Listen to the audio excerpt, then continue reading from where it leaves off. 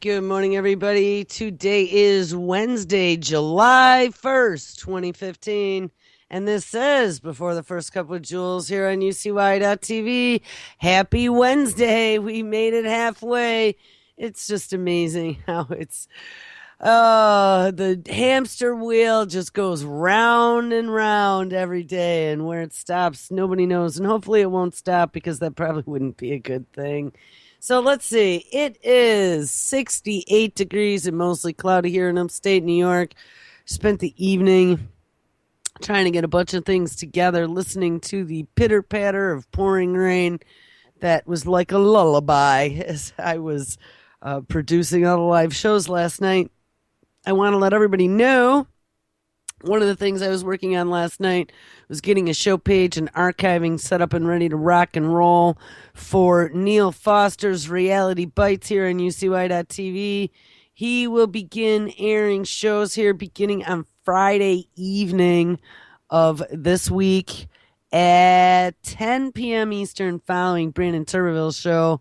So that should be a good one. We have now, let me see, there's 3 new shows that Brandon has brought to UCY over the last few weeks. We have Alan Watt.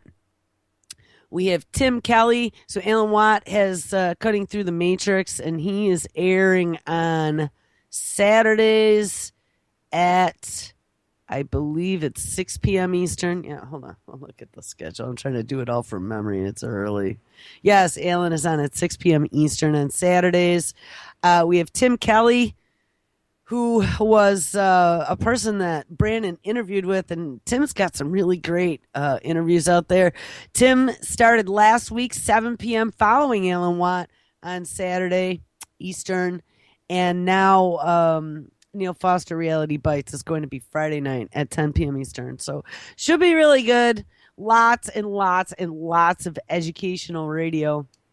So make sure you guys stick around. I know sometimes Friday nights are quiet, but hey, I'm usually trying to recover a little bit Fridays. And I know you guys are hanging out, so I don't put too much hard hitting on Fridays. But now, look out, because now actually we're going to have some new material on Friday nights, and I think it'll be a fun one. All right, so where do we leave off yesterday? The show was titled Military Test Germ Warfare 239 times on 8 U.S. cities. And we kind of ended the show with that yesterday, looking at how, lo and behold, the federal government did tests without the public's permission with biowarfare agents on the general public. We were kind of, I don't even know how we spun it to get there. We had looked at all the FDA lies in the publications and this whole anti-vaxxer movement to force all of our children to be vaccinated. Don't forget there is a bill. And I still have, I got rid of it. No, here it is.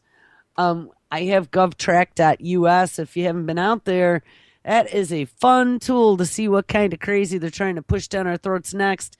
It is govtrack.us, and you can go under Congress and bills and take a look at what is coming down the pike. But one of the things that they had been working on was the Vaccinate All Children Act of 2015 as part of a federal mandate to force vaccinations on our children. So even though states like California and New York have these mandatory vaccination laws now to attend public schools, I don't think it's going to be too long before something like that goes nationwide. I mean, that seems to be the direction that they're headed. And regardless of the fact that there's faulty science everywhere, and they literally admit it in the medical journals, people are just so dim-witted. I mean, the sad fact of the matter is, once they hear it, regardless if there's ever a retraction, it doesn't seem like they get it. And I've seen this happen a few times where they've reported something on the news and, whatever the first report is, and then it comes out like, oh, we were wrong. Oh, well, there was a change to that story, but no one ever hears the change. The focus was always on the initial story. So regardless of what the evidence is showing for these vaccinations, we had talked yesterday about Heather Callahan's latest story in regards to whooping cough. And now the studies are showing that it is very, very possible that the resurgence of whooping cough was the actual vaccine that was being shed after the children received it that was causing it to spread. So, anyway, I don't know. Like I've said so many times before, it's not about keeping you and me safe. It's all about making money. So, where do we continue today? Because I'm not really sure. I'm still suffering here. I was feeling great yesterday, like this was finally starting to go away. And I woke up this morning and bam, it's back, both in the nose and in the chest. So we'll see. I know one story that I wanted to mention. And hold on, let me get to my page because I queued this up yesterday and we never got there. But this could lead to some interesting things because I did find a few stories this morning that made me raise an eyebrow and go, huh? One of them was how NASA, we talked about this a few weeks ago. NASA, of course, has come out and said, oh my goodness, we've done a global survey and the Earth is running out of water. What do you say? Yes. NASA says that the Earth is running out of water. Now, they don't quite explain how, with 70% of the Earth being covered by water, we're actually running out of water. But NASA says so, so it must be true.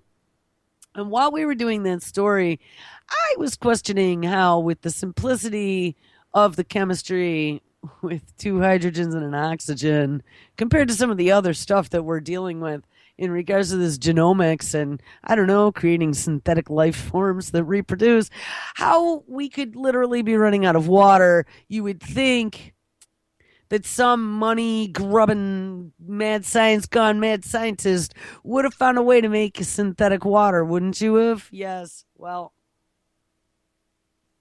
I did a little bit of digging and I discovered that NASA, so as we're running out of water here on planet Earth, NASA is planning to make water and oxygen on the moon and Mars by 2020. And this is an article dated January 30th, 2014. So just a mere year and a half ago, we were planning on making water and oxygen on the moon and Mars. And then NASA comes out and says, hey, peoples, you useless eaters here on planet Earth, not only are we having trouble feeding everybody, and not only are there all kinds of bio experiments going on, apparently. I'm telling you, I really think that a lot of these never before scenes, this is all orchestrated. I mean, I don't think that's fantasy anymore, right? I think most of us, at least the listeners, kind of get that. I mean, all the dots are pointing that direction. It's the big blinking arrow. Beep, beep, beep. But with all this other stuff going on, you're going to tell me then that NASA says, yes, we're running out of water, and so we're going to have to take control of it. And Nestle's going to own it. No, they didn't say that, but maybe they'll make Nestle the water czar. We did see a while back, Pigman had a video with the water vending machines that they were putting in countries like India, where they could get their daily allotment with their ration card. Yes, coming to a town near you. Maybe Chertoff owns some stock in the company. Anyway, back to the story. This is out of Extreme Tech from January 30th, 2014. So as NASA announces, we're running out of water on planet Earth. Oh, NASA is also planning to make water and oxygen on the moon and Mars by 2020. NASA is forging ahead with plans to make water, oxygen, and hydrogen on the surface of the moon and Mars. If we ever want to colonize other planets, it is vital that we find a way to extract these vital gases and liquids from moons and planets rather than transporting them from Earth, which is prohibitively expensive due to Earth's gravity. The current plan is to land rover on the moon in 2018 that will try to extract oxygen, water, and hydrogen, and hopefully Curiosity's successor will try to convert the carbon dioxide in the atmosphere into oxygen in 2020 when it lands on Mars. Now, I had actually read, too, Mars, one of the ways they were talking about terraforming Mars is that I guess they say that Mars' atmosphere is full of tons of carbon dioxide. So their plan is actually pretty simple: plant trees. The trees will use the CO2, and the trees will create oxygen. So how simple would that be? Uh, though I guess it would depend on how much water there is in the Martian soil. I know they said they found it, but I don't know. But that is the plan that I read about. Anyway, back to this. In 2018, NASA hopes to put a rover on the moon that will carry the Resolve, which is the regolith and environmental science and oxygen and lunar volatile extraction science payload. Resolve, which contains the various tools necessary to carry out in situ resource utilization.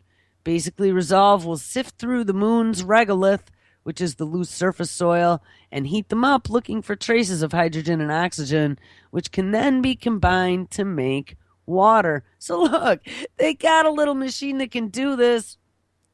So gee, but Earth's running out of water. I guess we must be running out of hydrogen and oxygen too. That's pretty scary. It says there is also some evidence that there's water ice on the moon's surface. Resolve will find out for certain by heating the soil and seeing the water vapor emerge. A similar payload will be attached to Curiosity's successor, which is currently being spec'd out by NASA and will hopefully launch in 2020. This second IRSU experiment will probably suck in carbon dioxide from the Martian atmosphere, filter out the dust, and then process the CO2 into oxygen. If either tech demonstration works as planned, future missions might include large-scale ISRU devices that are capable of producing significant amounts of hydrogen and oxygen and water on the moon and Mars. So there you go. They got a big sucker that can do that too. This would probably be the most important advance since we first landed on the moon in the 1960s. I'd like to see them get to the moon in 5 years with a manned mission. You know, this is sending up robots, but I still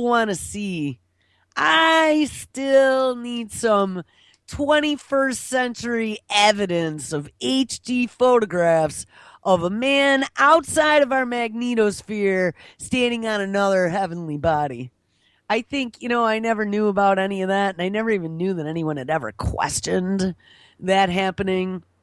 But over the last few years, it's been brought to my attention.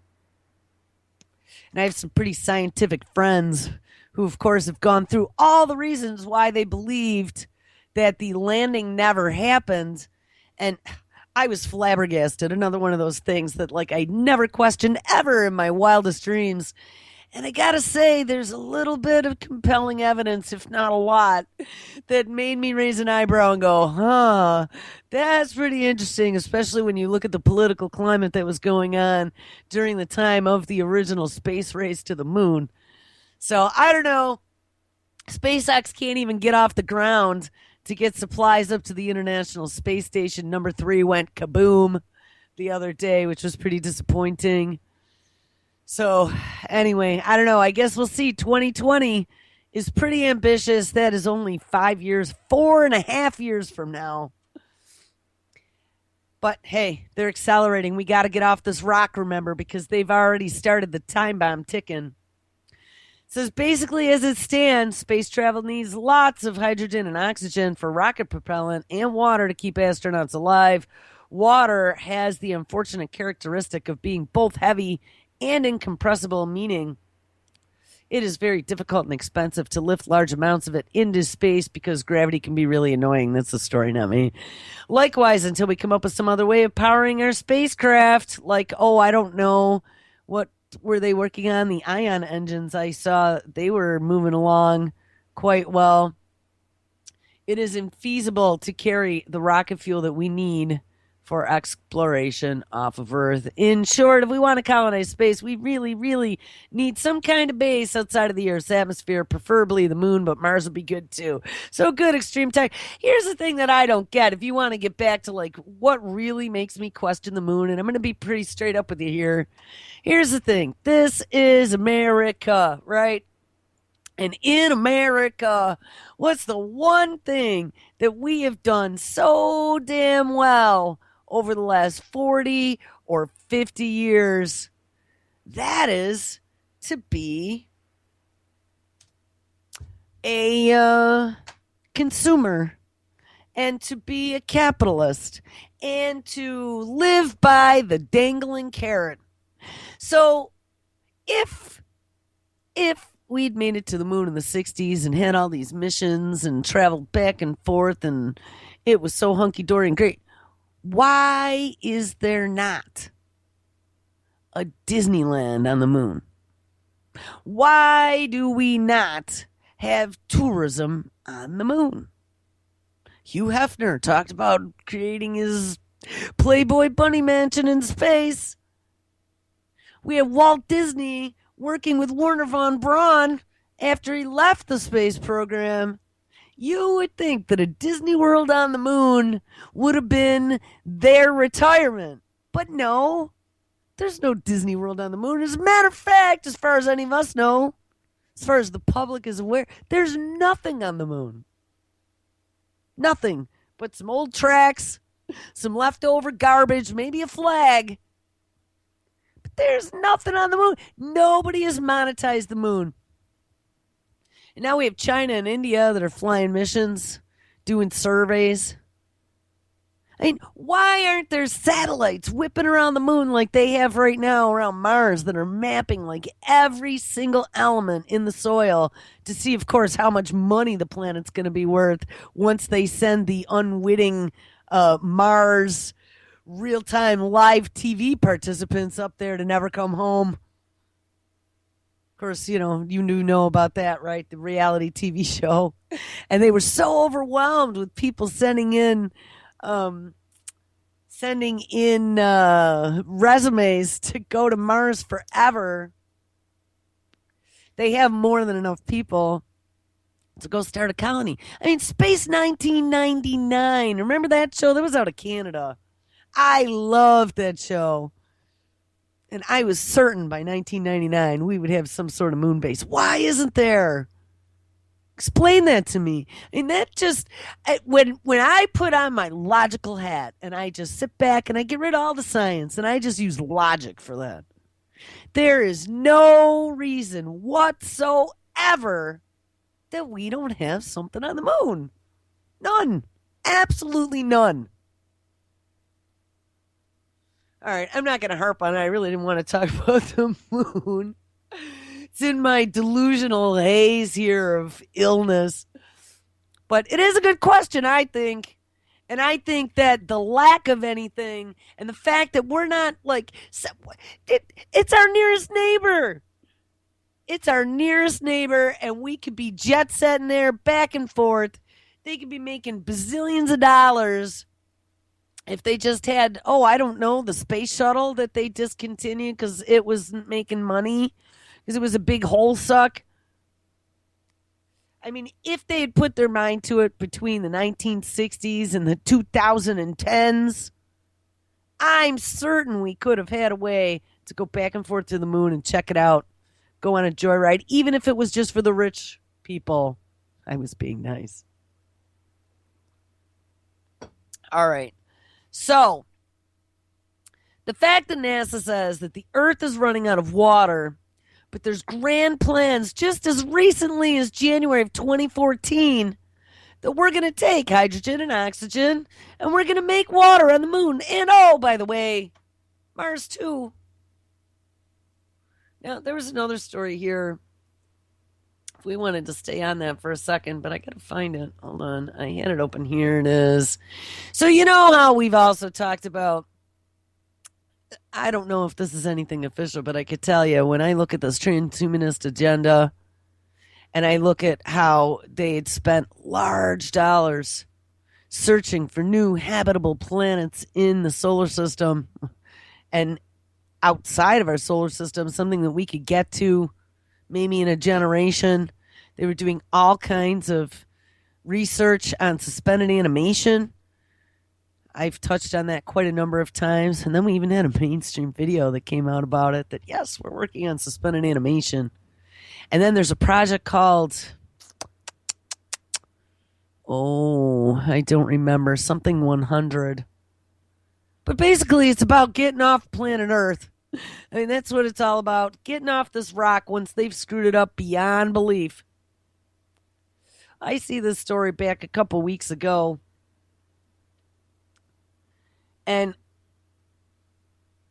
there was a planet, oh, I don't know, it was quite a number of light years away. It was called Gali something. It was pretty similar to Earth, they thought. It might have been a little bit bigger, but it looked like it had an atmosphere. It looked like it had all kinds of water. And they're like, that's the new Earth.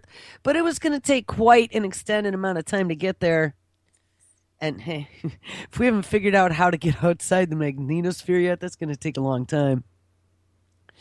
But then I see this story a couple weeks ago, and it all just started to make sense to me.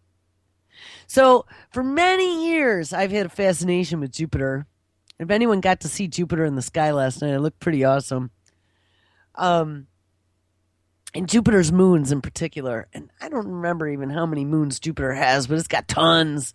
As the years have gone on, Jupiter's gone from having like 7 moons to, I don't know, 132. Don't quote me on that. I have no idea. It's a lot. Do a search on Wiki, you'll find it. But anyway, so here I see this story, and it just struck me as odd again, because amazingly enough, we don't have any money, right? Wink. We're running out of money. But NASA is starting a new program on what? Oh, searching for life on Jupiter's moon, Europa. Wow. We're going to go search for life on Europa. Well, what a great project to spend money on. Now, if you know anything about Europa, one of the things that you'll remember that we found out a long time ago when they sent the probe in, we were watching Schumacher-Levy 9, I think it was, the comet that broke up and fell into Jupiter's atmosphere back 20 some odd years ago, that Europa is the one interesting moon that they've had their eyes on for a long time. And the reason why they've had their eyes on Europa is because Europa appears to have not only geologic activity, volcanoes and such, but it's covered in ice. And underneath that ice, and I think they actually may have even crashed a probe or two on Europa now, beneath that ice, they think it's loaded with what? Ding, ding, ding, liquid water. So if Europa's loaded with liquid water underneath that ice, potentially, how interesting that NASA thinks that we need to now send a probe there to search for life because, hey, life lives in water, right? Yes, well, don't tell me that there's not an ulterior motive here.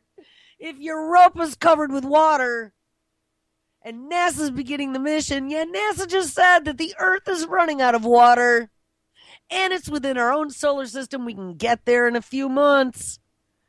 This might be a quick solution to Plan A to get these rich guys off the planet. Because remember, they started the time bomb clock. I'm telling you, it's happening. And wait until you hear now. After I finish the story, I'm going to get into some stuff now that I've been reading over the last few weeks about California. We're in some big trouble, people. All right. So let's read the story. Yes, NASA is going to begin work on the mission to Jupiter's moon, Europa, in the search for life. Now, we can't even take care of our own lives, but yeah, let's go searching for more. The expansive ocean, believed to reside under the surface of Jupiter's icy moon, Europa, has been calling NASA's name for years. And the space agency is now officially moving forward with a plan to see if alien life can actually exist there. And, here's the thing. maybe, yeah, at one point they were like, yeah, there could be life there. I mean, right? That's the way they've always spun. But listen to the spin on this, and especially now when you know the desperation that some of these rich people are feeling as things are starting to crumble. NASA announced on Wednesday, and it was the middle of June. The story's from June 19, 2015. NASA announced on Wednesday that its plan to survey Europa has been successfully reviewed by the agency, and it is now in the formulation stage. Essentially, this means that a Europa visit is no longer simply a concept, but it is a real mission that NASA is developing. It's a planet of blue gold. Quote, today we are taking an exciting step from concept to mission in our quest to find signs of life beyond Earth, says John Grunsfeld, Associate Administrator of NASA's Science Mission Directorate in Washington. Observations of Europa have provided us with a tantalizing clue over the last 2 decades, and at that time, and the time has come to seek answers to one of humanity's most profound questions. Dun, dun, dun.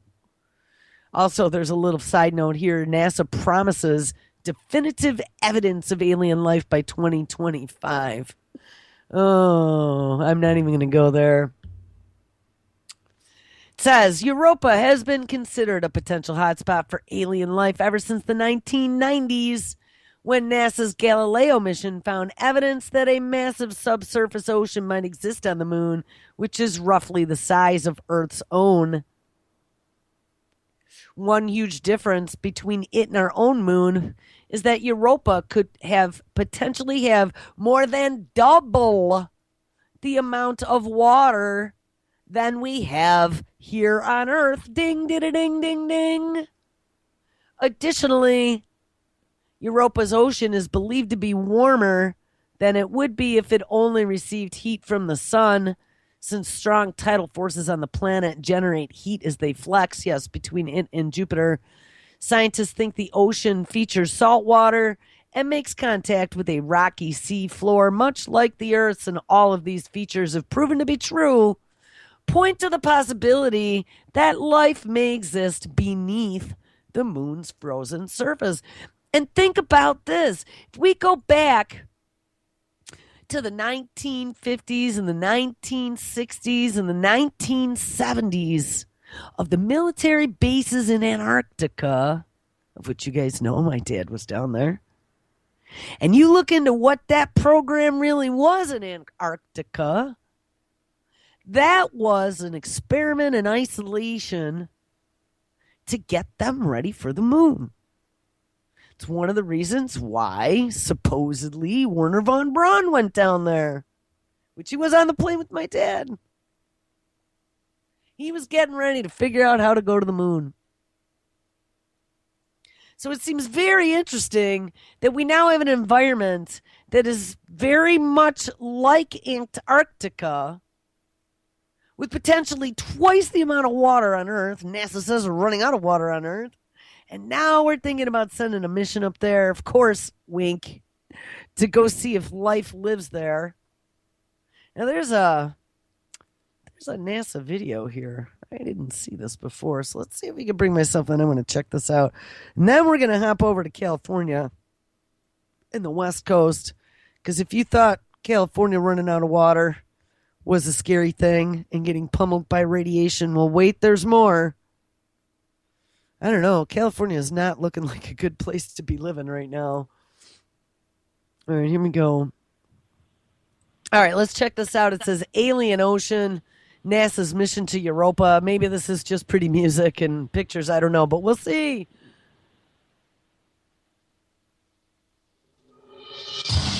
Europa is the most likely place to find life in our solar system today because we think there's a liquid water ocean beneath its surface. Now we know that on Earth, everywhere that there's water, we find life.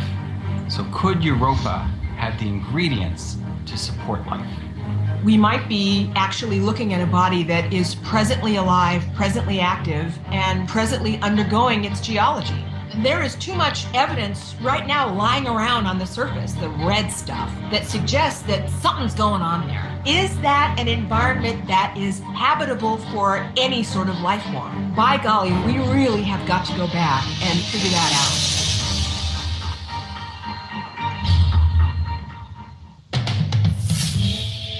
We have designed the Europa mission to take a spacecraft and its set of instruments all the way from planet Earth to Jupiter. Previous mission concepts were for a spacecraft that would orbit Europa, but Europa is bathed in radiation from Jupiter. Any mission that goes in the vicinity of Europa is cooked pretty quickly. Instead, we're looking at a mission that will orbit Jupiter, make close flybys of Europa, and then zip out of the high radiation region. Kind of like when I was a kid, we had the sprinklers, and we didn't want to be too close to the sprinkler head, so we would run in and get a little water and then run back out again. This allows us to have a mission that's many years long and to collect and transmit lots and lots of data. As Europa orbits Jupiter, it flexes, and we could measure the gravitational change of Europa by encountering Europa at different points in its orbit. On a typical flyby, we would turn on our remote sensing instruments, we would image the surface, we would interrogate the surface with spectroscopy, and we would do the same thing on the way out. And we would essentially rinse and repeat, and do this many, many times until we understand Europa globally. Images from the Hubble Space Telescope tells us that Europa might be erupting plumes of water high into space.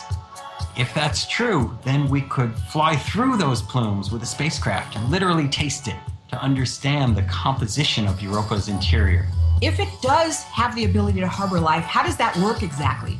We'll have enough instrumentation to really pinpoint exactly how the mechanisms would work for replenishing the nutrients in a subsurface ocean.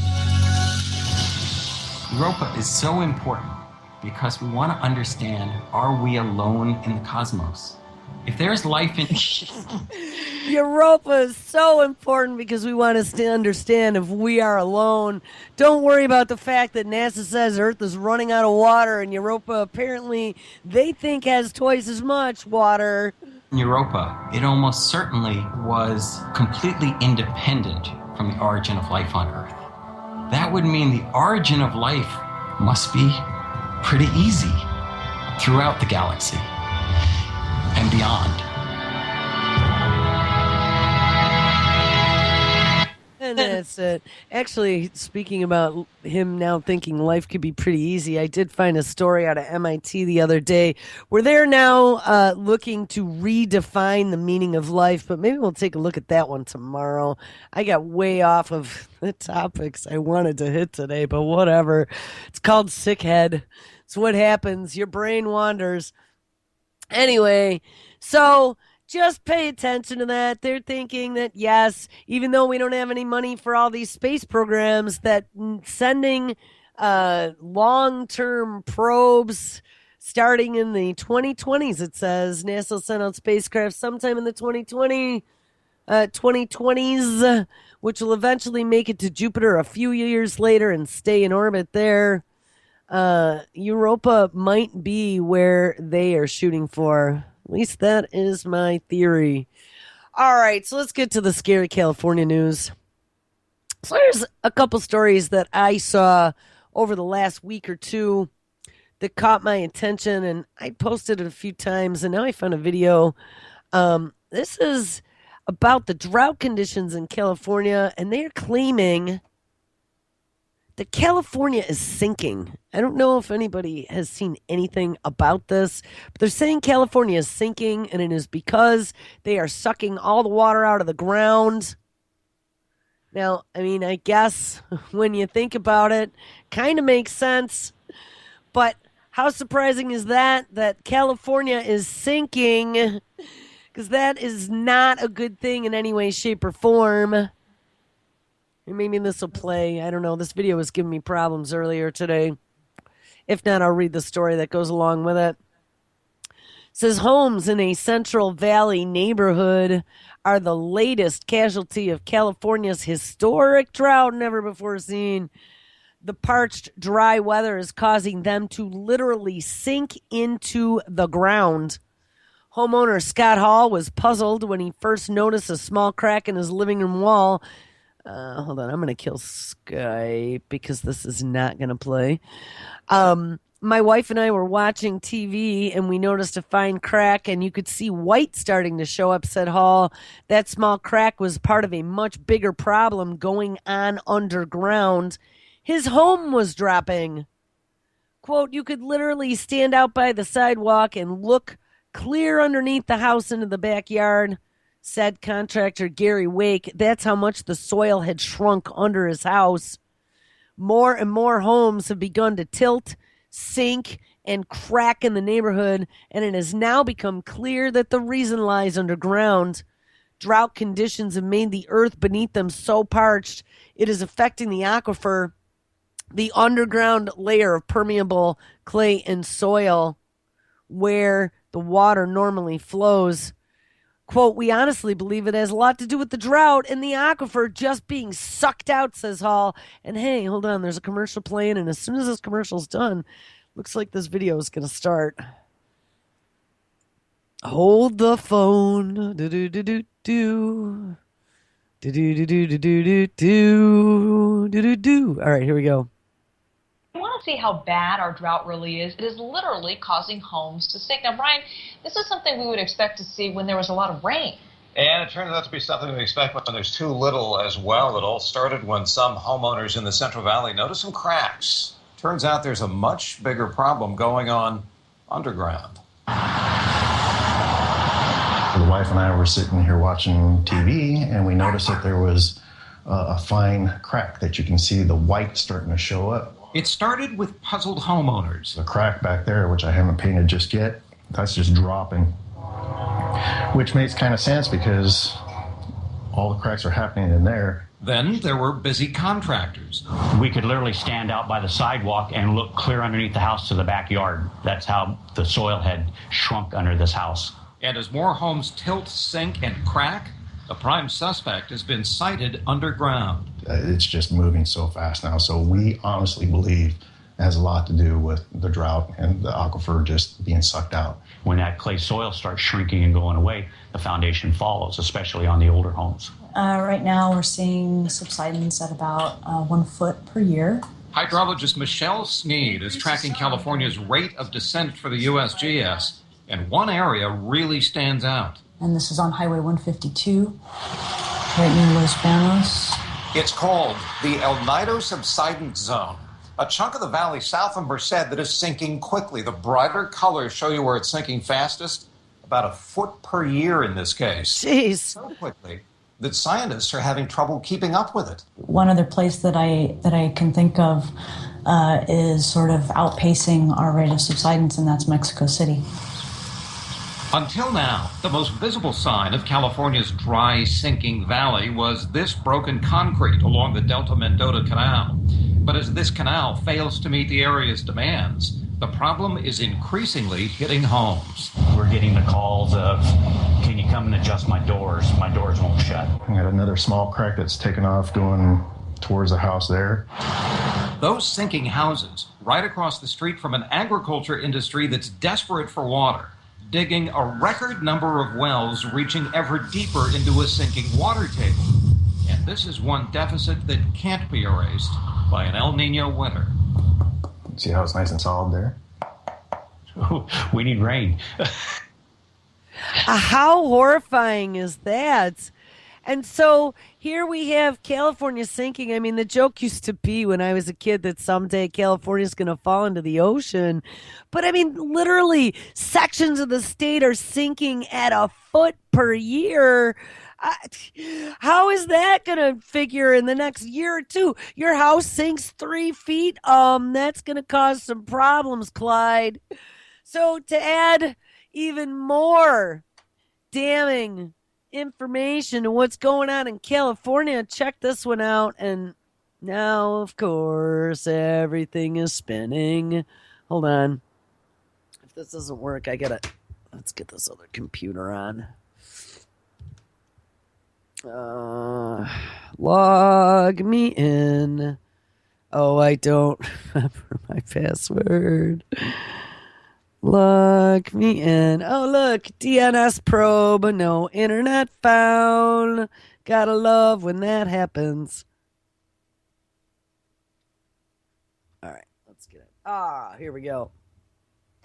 This one came out of RT yesterday, and it loaded the headline, but it didn't load the story. Hurry it up, people. Oh,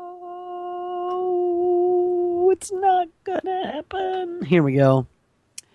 Explosive helium leak. Now, we've heard all about the methane and the methane mass expulsion that is going on in the Pacific Ocean. The hydrates, I believe they are, that are at the bottom of the ocean where everything was kind of frozen in there. The permafrost is starting to all let loose, and the methane is escaping from the ocean floor where it's been locked up for a really long time. But get this. Explosive helium now leaking from deep earthquake fault zone in Southern California. New study. An American geologist has discovered high levels of explosive helium-3 leaking from Southern California's earthquake fault zone, which appeared deeper and more significant than previously thought, a new study shows. Isn't it amazing? All these new studies just coming out of nowhere with all this new information that we're just finding out, like everything is going to complete and utter shit in a handbasket just over the last, I don't know, year. It's just amazing how this is happening.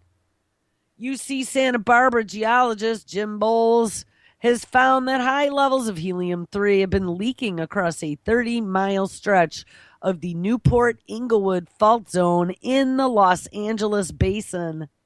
LA, people. He presented his findings in a new study recently published in Geochemistry, Geophysics, Geosystems, called G-Cubed, a journal of the American Geophysical Union and the Geochemical Society. Quote, "We show that the Newport-Inglewood fault is not only deep-seated, but also directly or indirectly connected with the mantle," Bowles said, as cited by the university press release.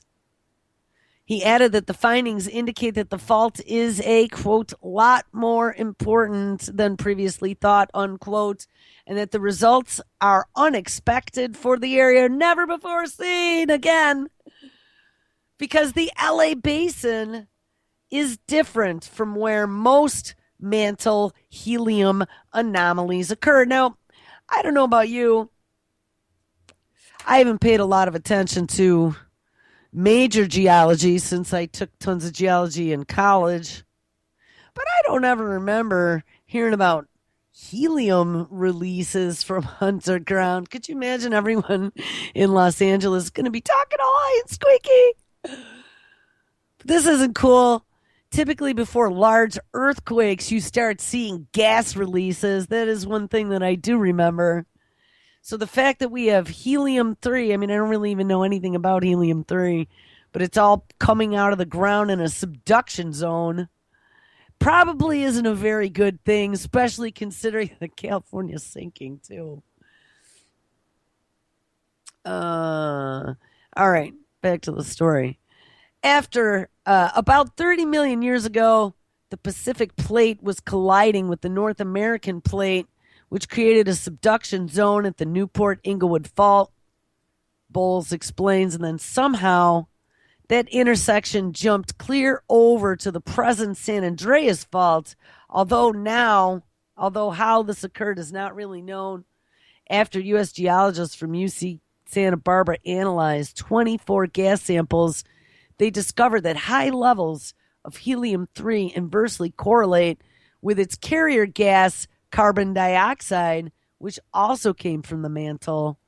In addition, the geologists found blueskrist, a rock type that is of roughly basaltic composition with minerals at the bottom of nearby deep wells. And according to the study, it also indicates that the Newport Inglewood Fault is an ancient subduction zone where two tectonic plates collide, even though its location is more than 40 miles west of the current plate boundary of the San Andreas Fault.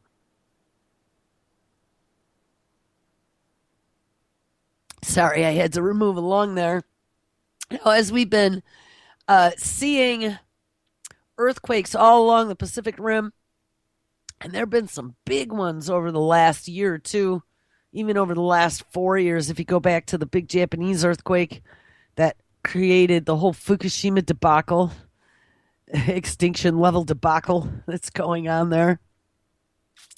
I'd be concerned if I lived in LA, that's for certain. It says this paper shows that the mantle is leaking more at the Newport Inglewood Fault zone than at the San Andreas Fault, which is a new discovery, says the author. The Newport Inglewood Fault extends for 47 miles from Culver City southeast to Newport Beach and trends east-southeast into the Pacific Ocean. The fault is right lateral while its offset is predominantly horizontal, parallel to the fault trace. I have no idea what that means. It does not form the plate boundary where the San Andreas Fault is a continental transform fault that forms the tectonic boundary between Pacific Plate and the North American Plate.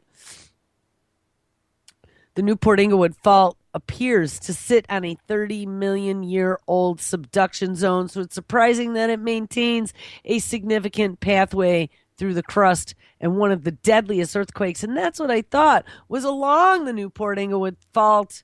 It's the Long Beach earthquake, which occurred March 10th, 1933. It registered a magnitude 6.3, killed 115 people, which is pretty significant for 1933. I couldn't imagine what it would be now. It was also the second most deadly earthquake in California history after the San Francisco 1906 earthquake. I don't know, people. I mean, keep your eyes peeled, and all of this is happening as this global insanity is just kicked off. I didn't feel like dealing with any of that, but Greece is in default. And they told the IMF to go screw. So it should be interesting. Hold on to your pocketbooks tight. Put your teeth in. Also, to continue on, there was a link in here. It says California's big one could also trigger a supercycle of destructive earthquakes. So they think if one goes off, there's going to be a lot more that touches off along that entire fault line. So, you know what? There's something at some point that's going to happen. Just be prepared for any of them. If you were in California, if I were in California, I would be very cognizant. I have friends in California, and they don't seem to be fazed by earthquakes at all, because they do happen all the time, but typically on a smaller basis. But if you take a look, go out to the USGS and just look at the map. Look at the Pacific Rim. Look at where all the biggies have been all around that rim, and look at where all the volcanoes have come back to life. I definitely would be a little concerned about being in California. All right, where do we end the show? I don't know. It's been a rough week, guys. I don't know how I'm going to be able to do this on a daily basis with summer vacation here. There just isn't enough time in a day to do everything that needs to be done for the network and for all these other shows and my family, and then try and keep up on something interesting to talk about and do research every single night to do a research paper for you the next day. It's extremely and get some sleep and get better. I've been sick now for a week and a half. All right, we should end it with some sort of Google bots, I think. Google bots are always good. Let's see. Well, how about Google's AI bot thinks the purpose of life is to live forever? We couldn't have doubted anything less. Or wait, actually, this one's even better. If anything works. Again, it's the end of the show, so remember, the end of the show always gets trashed. Here, let's see if we can get to it on this other machine. Oh, mother, it logged me out of everything. And now I have no DNS probe. Oh, it just makes me so tired. They hope I give up. All right, here. I guess I'll have to get back out to the page and see what I can find. You know, I did have some newer news that I found today that we could hit. Let's take a look. Oh, yeah, here's something else. The NSA, did you see that? They just ruled that the NSA can now go back to collecting bulk spy records on all Americans, at least for the next 6 months, so they can ramp their program down to then ramp it all into the Freedom Act.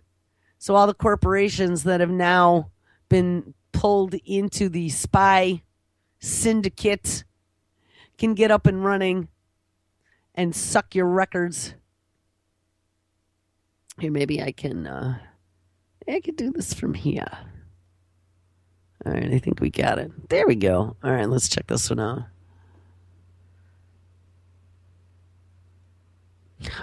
Oh, well, maybe not. Yep. I don't know. If it doesn't work, I could just sing for the next 5 or 6 minutes. Oh, well.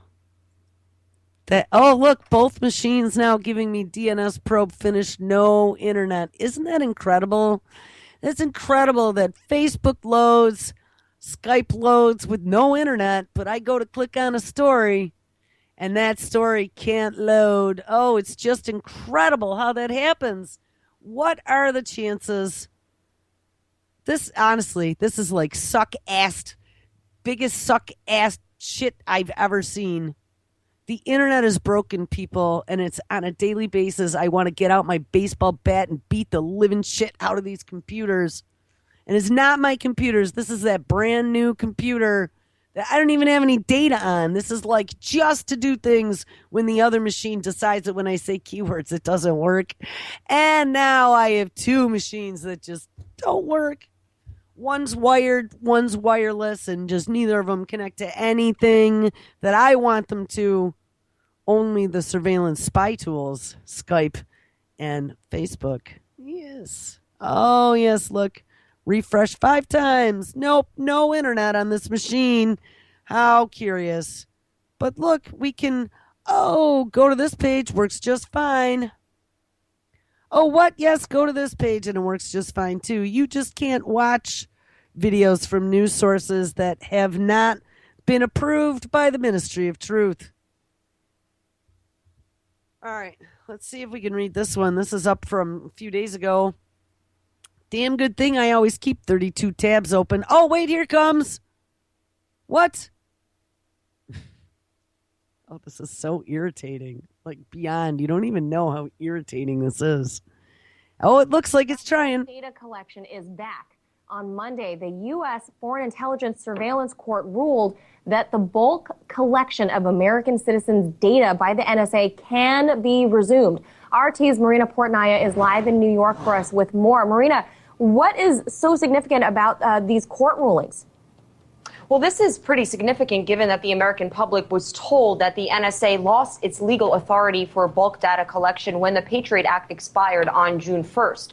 Now, if our viewers remember, Section 215 of the Patriot Act allowed the National Security Agency to indiscriminately collect and store metadata from millions of Americans. At least that's what U.S. officials said. Now, on June 2nd, U.S. Congress replaced the Patriot Act with the Freedom Act, and most Americans presume that their personal phone data, such as the numbers people dial, how long their conversations last, and when the calls occurred, all of that information would no longer be collected and stored by the government. The Freedom Act was celebrated by many privacy advocates and the U.S. media as a victory for civil liberties. Now, the majority of Americans disapprove approved of the government's invasive surveillance practices, which were exposed by NSA whistleblower Edward Snowden. And in extending the NSA's authority to collect bulk data, the FISA court has now largely dismissed a federal appeals court that ruled last month that the NSA phone records program was illegal. Now, did you hear that? The FISA court has now ruled. I didn't know the FISA court was ahead of any ancillary courts. I thought it was the Supreme Court that ruled that the NSA bulk data collection was illegal. But the FISA court came in and ruled that no, it wasn't illegal. Don't worry about it. We're going to give you 6 more months. I'm going to back that up just a little bit so you can hear that again.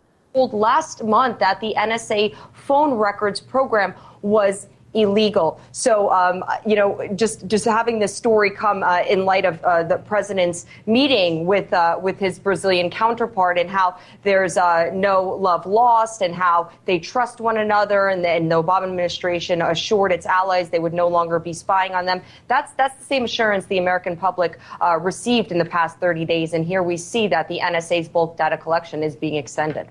Is this ruling, is this permanent, or can this be at all challenged? Well, so far, this isn't permanent. The FISA court has ruled that the NSA can resume bulk collection until November 29th. So November, they've now given them an extension to resume bulk data collection until, I think she said November 29th, to give you guys time to fix, any holes that are there, because you might miss another pesky internet radicalized under 21 kid in his basement becoming ISIS. So that intelligence agencies have time to move to a new system in which phone records would stay in the hands of phone companies. A 6-month transition was hidden in the Freedom Act, and the justification is that the NSA needs time to switch over to a more limited and targeted surveillance system. Now, Oh, boo-hoo. Poor NSA. So, yeah, they hit a 6-month switch over time in the Freedom Act bill. Going forward after November, the NSA is supposed to request records from phone companies only as an as-needed basis after the agency obtains approval from the FISA court. Isn't that amazing? Like, that's how it was always supposed to work according to the law. Like, when you get a warrant, then you can get the records, not just bulk data collect everybody. All right, guys, if you can believe it, we made it. There's only about 5 seconds left, so make sure you stick around. It is Wednesday. We have Josh up live at 6 p.m. Eastern. The boys from New York continue condition at 8. Truth or Talk with 8 Pearl and Verstein at 9. And Anti-Media Radio with Nick and DB at 11. All right, guys, everyone have an awesome Wednesday.